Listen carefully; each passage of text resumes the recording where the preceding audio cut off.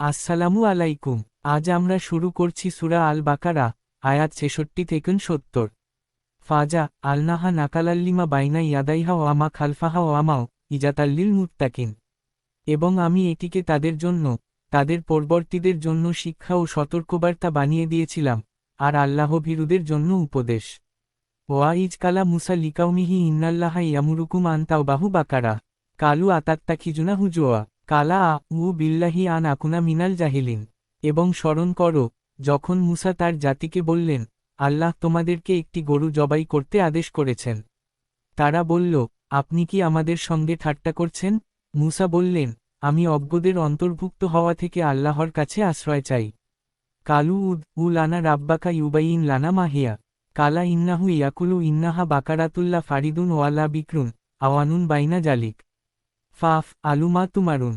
তারা বলল, আপনার প্রতিপালকের কাছে প্রার্থনা করুন, তিনি আমাদেরকে জানানোর জন্য যে গরুটি কেমন। মুসা বললেন, তিনি বলছেন, এটি এমন গরু নয় যা খুবই বৃদ্ধ, আবার খুবই তরুণও নয়, বরং মাঝামাঝি বয়সের।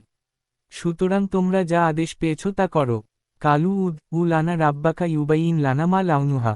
কালা ইন্নাহু ইয়াকুলু ইন্নাহা বাকারাতুন সফরাউ ফাক্কি লাউনুহা তাসুরুন নাজিরিন।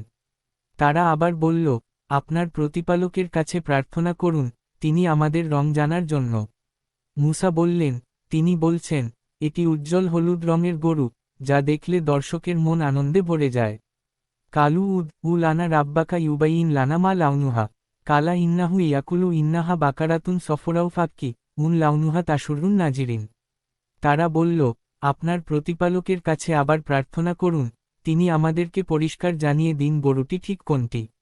কারণ বড়গুলো আমাদের কাছে মিলেমিশে গেছে। আল্লাহ চাইলে আমরা নিশ্চয়ই সঠিকটি